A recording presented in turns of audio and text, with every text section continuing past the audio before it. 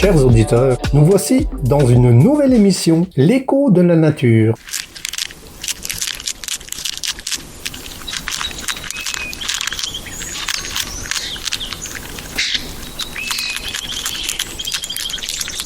Le castor.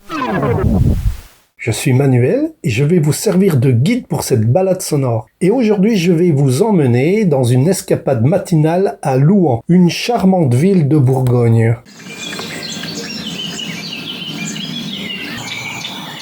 Les premières lueurs de l'aube filtrent à travers les rideaux de ce samedi 26 octobre 2024.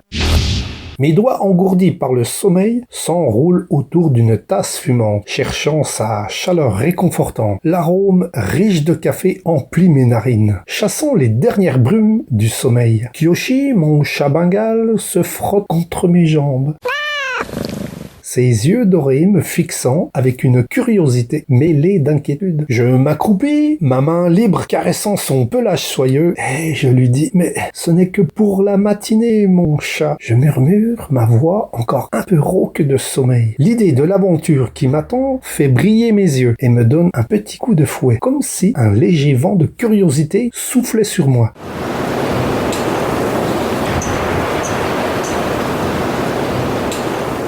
Prêt à me guider vers la découverte des secrets du castor. Avec un dernier regard vers Kyoshi, qui s'étire paresseusement sur le tapis, je me dirige vers la porte, les épaules droites et le pas léger, prêt à affronter cette journée pleine de promesses. À travers la fenêtre, je lui dis « Je vais juste participer à une visite passionnante organisée par la ville de Louhans. Et devine quoi, je vais en faire un podcast pour mes chers auditeurs. » Me voilà en route pour Louhans, excité à l'idée de cette nouvelle aventure. La ville a organisé une sortie gratuite centrée sur la faune sauvage, et plus particulièrement sur un habitant discret et fascinant de nos rivières, le castor de Rasée. J'arrive à Louhans, alors que la ville s'est déjà éveillée depuis un moment. Il est 9h30.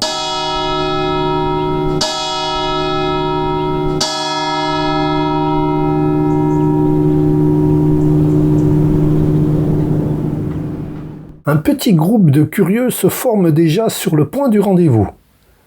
L'air est frais, mais le ciel est d'un bleu prometteur. Cette journée s'annonce parfaite pour une exploration en pleine nature.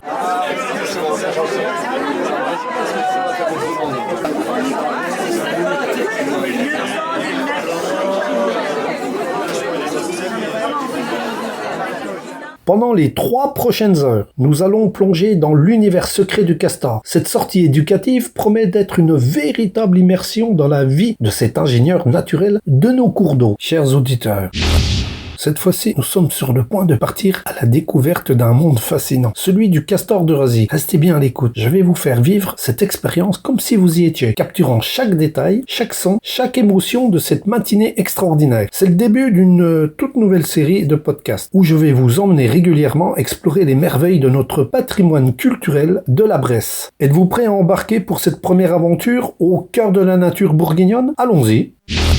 Cette fois, nous approchons cette rivière.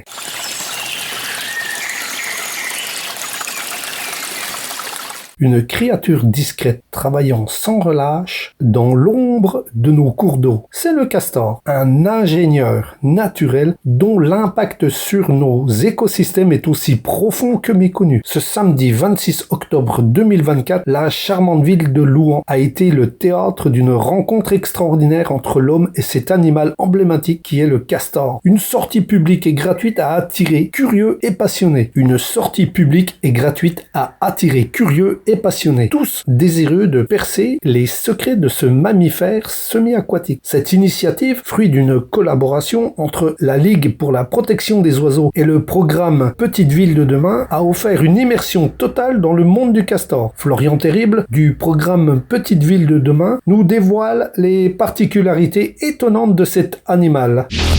Bonjour, je voulais savoir quelle est la corrélation qui existait entre LPO, la protection des oiseaux, et les castors.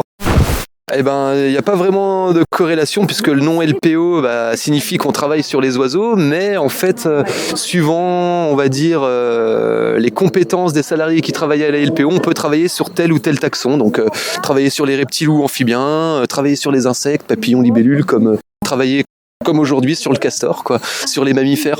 À la LPO, il y a juste en Saône-et-Loire un aspect sur les mammifères sur lequel on travaille pas, ça va être les chauves-souris. Les chauves-souris, puisqu'en fait on a une société savante à Autun qui s'appelle la Société d'Histoire Naturelle d'Autun, qui a un groupe chiroptère. Donc un groupe de salariés et de bénévoles qui travaillent très très bien sur ce sujet, donc on les laisse faire pour ça aussi, quoi. Ils ont les compétences, donc voilà.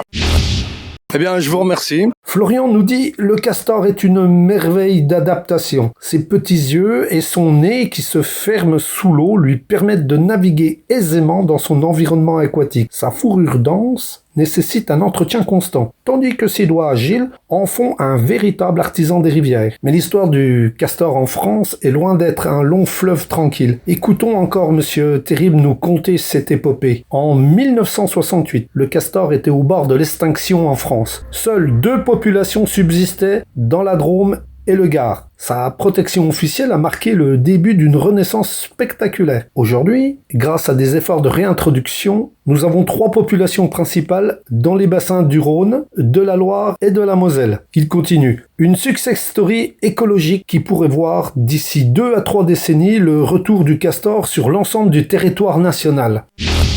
Mais que savons-nous vraiment de la vie intime de cet animal ? Florian de la LPO nous éclaire encore. Le castor est un modèle de fidélité conjugale. Sa structure familiale est unique. Les jeunes restent avec leurs parents, créant une dynamique peu commune dans le règne animal. Florian de la LPO nous éclaire encore. Le castor est un modèle de fidélité conjugale. Sa structure familiale est unique. Les jeunes restent avec leurs parents, créant une dynamique peu commune dans le règne animal. Cette organisation reflète la construction des terriers et des huttes complexes.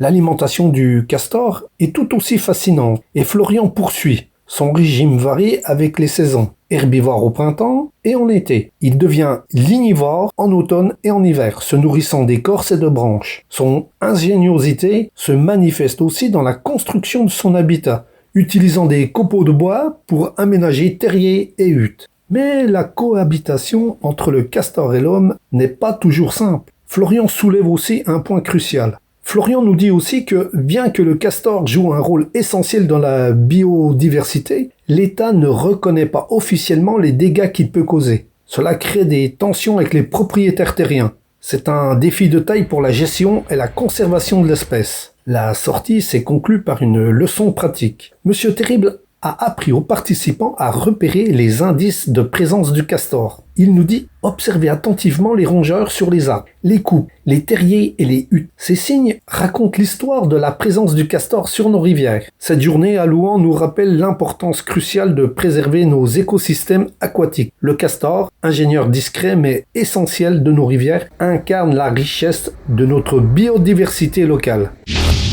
Chers auditeurs, la prochaine fois que vous vous promènerez au bord d'un cours d'eau, gardez l'œil ouvert. Vous pourriez apercevoir les traces de ce fascinant architecte de la nature.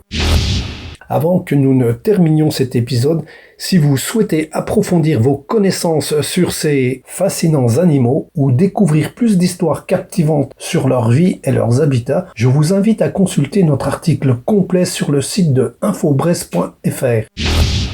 Bonjour, alors Bonjour. Comment avez-vous trouvé cette sortie ?